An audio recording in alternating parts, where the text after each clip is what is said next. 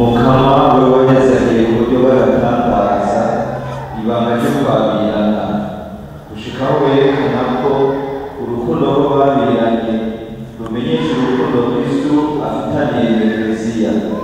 Turagusaba umufashe abasabyi bawe Jean Olivier Ndayisenga na Dative Anishakiye icyo bategereye mu kwemera baze bakirangure mu bikorwa byabo. Tubigusabishije Yesu Kristo umwana wawe akaba n'umukama wacu, we Mana musanire ubuzima n'ingoma ubunyoni bwa mutima mweranda ubu no mu myaka yose. Ivyo dusoma ibanga rya mbere y'umutima Yohani. Bakunzi banje, nidukundane kuko urukundo ruva ku Mana, kandi ukundana wese yatewe n'Imana kandi arazi Imana. Udakundana ntiyamenye Imana kuko Imana ni urukundo. Ngiki catumenyesheje urukundo rw'Imana muri twebwe, nuko Imana yaronse umwana wayo w'ikinege kw'isi kugira ngo tube bazima kubwiwe. Ngiki kigira urukundo, nuko atari twebwe twakunze Imana, ariko nuko ariyo yadukunze ikambwira umwana wayo kubicira ibicumuro vyacu. Bakunzi banje, ko Imana yadukunze bityo, natwe turategerezwa gukundana. Ntawigeze yihweza Imana, ariko dukundanye Imana iratugumamo n'urukundo rwayo rukaba rurambukiye muri twebwe. Iryo ni ijambo ry'Imana.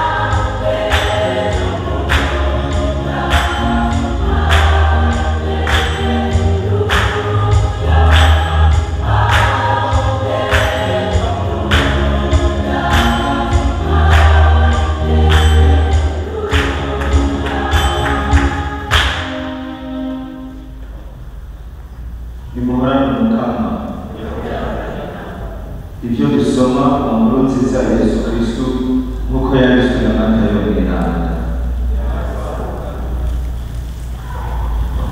Muri rya minsi abafarisayo baregereye Yesu bagira ngo bamutege umutego bati, mbega bagize ico bapfa umugabo yashobora kwirukana umugore wiwe?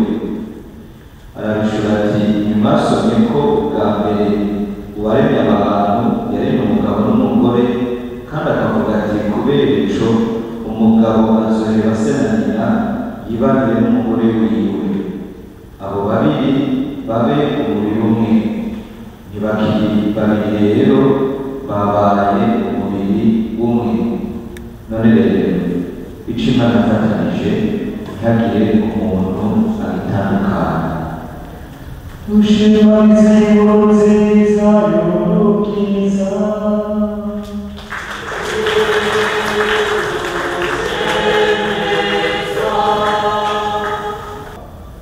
urukundo rw'Imana ari narwo rurabubakanye rusumbya ubukomezi iyi si, niko ijambo ry'Imana ribivuga n'abacuranzi barabiriye. Haromera aravuga ati mbega n'ibikesho dukura mu rukundo rw'Imana, mbega n'inzara, uruhamo, ubukene naho urupfu, ntiyemera ko urukundo abubakanye rufise ubuhera canke ubu dufise ku mukama wacu Yesu Kristo yatwihereye. Niwe yatanguye aratwereka, yari yavuze ngo nahusha urukundo uwiguze abakunzi biwe. Namwe rero naho shitani yobosha iciye muri ivyo vyose, herutse ruzimangane, herutse ruhere, nyabona ibibazo muhura bitume urukundo rwanyu rukomera kubera mutabana mwiyumvanamo.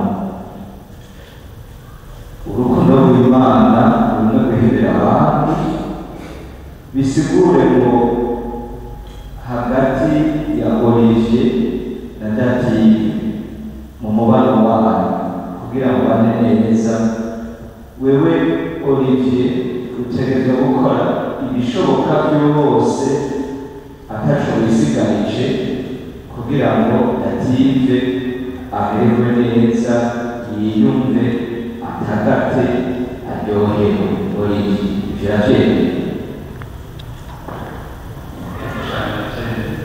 gukora ibishoboka byose kugira ngo Dative amererwe neza, yiyumve, aryohewe, atagate. Uravyemeye? nta kumunyu umutima, uragize inyama umutima w'ubureke, ntumuhumbe. Hari abagabo benshi usanga umengo niba muganga yababwiye ngo bagende baragira siporo yabo mu irashobora bakabitambure akabuno bakina kubita umugore. Olivier ivyo vyumva gute? Kugira siporo uzogira siporo iyi ucuma amakofe Dative yishura byose bikoreraho ntabyo wifuza ko yokuvaho. Niko bavuze, bavuze ko yokuvaho, mubavuze ko yokuvaho bivuye kuri Dative uzoje kumuhamanira ry'ishure rimwe ry'ibigabo ry'ishure. Jewe uretse nifuza ko udashirwa mu kugirana umutima n'amahoro muri siporo. Nibakunda amashini Dative yafite ngo ndiko nabo kugira neza, utagate umererwe neza, uryoherwe, uriyumve. Komera amashini Dative mawujejemo komera amashini afashe imigozi y'isi. Dative nawe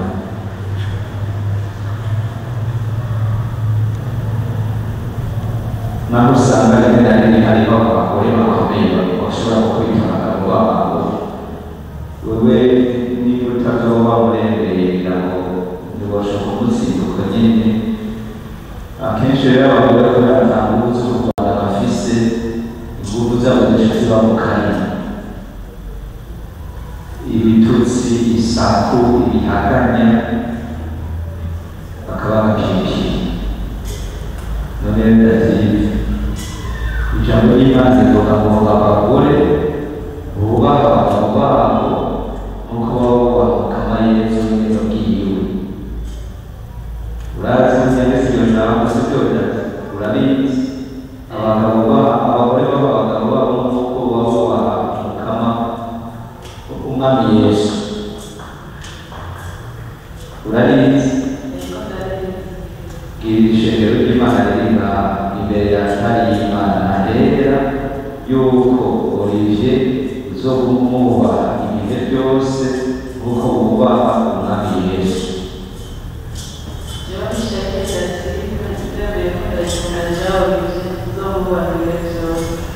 Nk'uko wubaha umwami Yesu.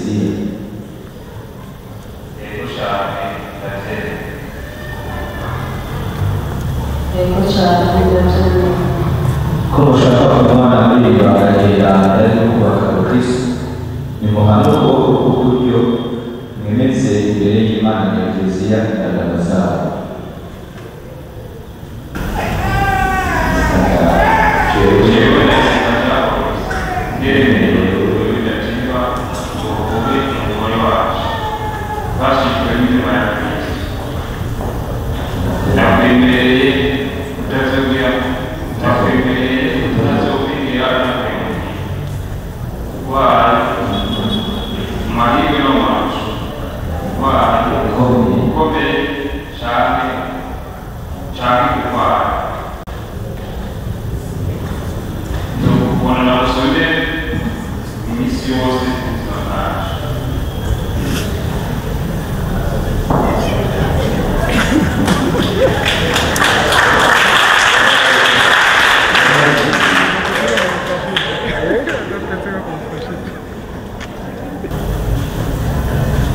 Jewe nashaje David nemeye wese najaho wije umbere umugabo wanje yashijwe n'inema ya Kristo nzogumana n'ubusobere mu mahirwe cyangwa mu marusho ukomeye cyangwa uburwayi n'isi yose y'ubuzima bwacu.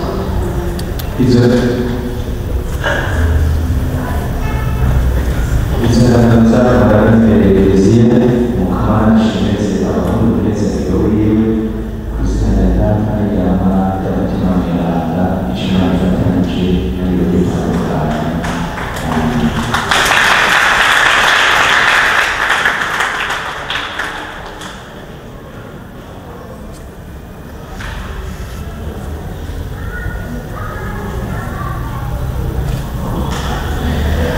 Tuwakorera abashimisha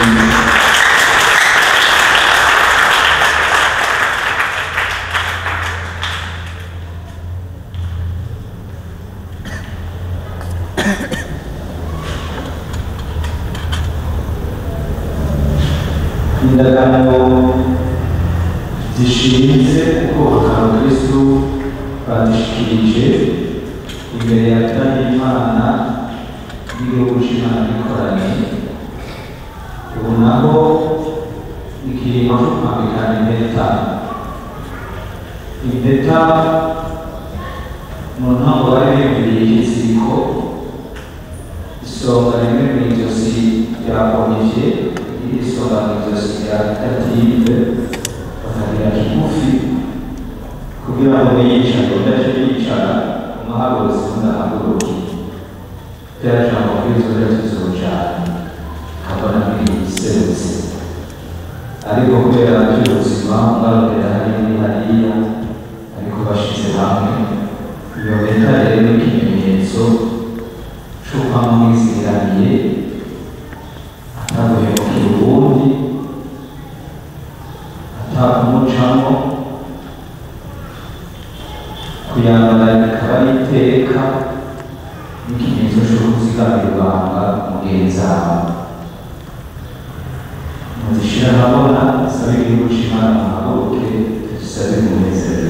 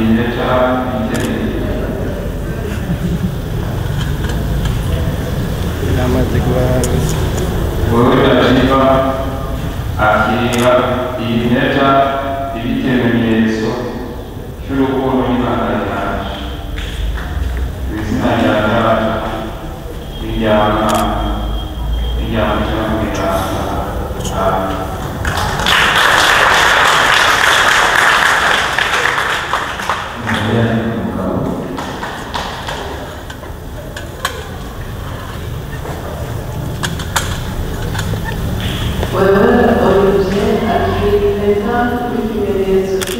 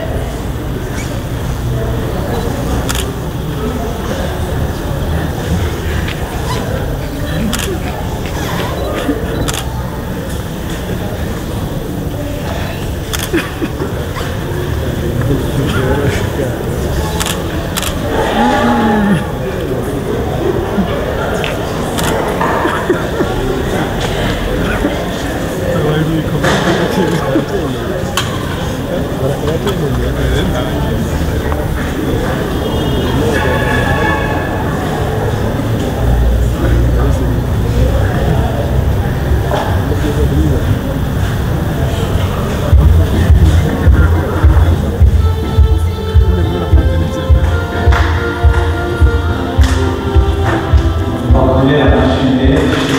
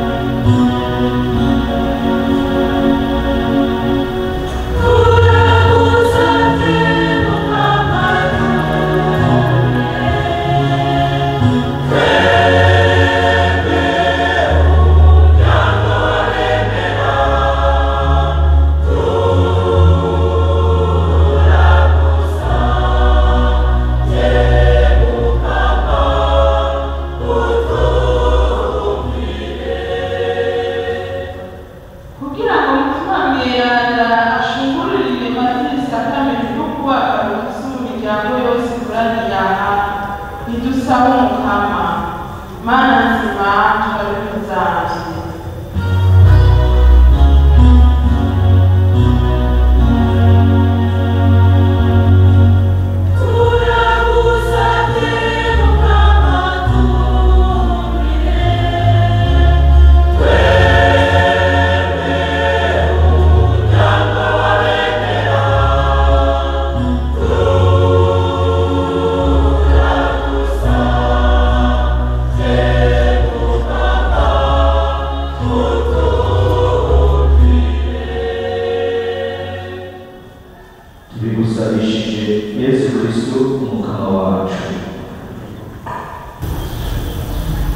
Mana ushobora byose, niwe waremye byose bikuye mu busa, niwe washinze n'amategeko abitunganya, umuntu murema n'agashusho kawe, uraheze urema umugore wawe mugenzi we n'akana n'umugabo wiwe, kugira ngo abakiri babiri babe umwe, utwigisha kandi ko abo wagendeye kuba umwe, atawuhirahira ngo abatandukanye. Turagusavye Mukama, nawe byiza mw'umugeni Dative abishakiye, agiye kunga ubumwe n'umugabo wiwe, umwunganire n'umunezero wawe, yamara urukundo n'amahoro, yigeze n'abakizi beranda ibitabo bitagatifu bihayagiza. Uyu munega wiwe Ndayisenga Jean Olivier nawe aramwishimira, amenye ko basa n'iteka kandi ko bombi batoranye ubuzima bw'Imana, amuha icubahiro kimukwiye, yabakunda iminsi yose, amukunda uko Kristo yakunze Kiliziya yiwe. None rero Mukama turagusabye dushimize ngo ubumwe bwawe n'Imana bushigikiwe n'ukwemera kwabo, bene kugira ngo kurangura amabwirizwa yawe, ubagiye gusabirura n'ura mu kurebana n'imigenzo myiza ishingiye ku ijambo ryawe ryagutse, abantu bose babone amatama ba Kristo, barababyeyi b'intungane babwire barondoke, maze bigira abuzukuru n'abuzukuruza, tubigusabishije Yesu Kristo Umukama wacu.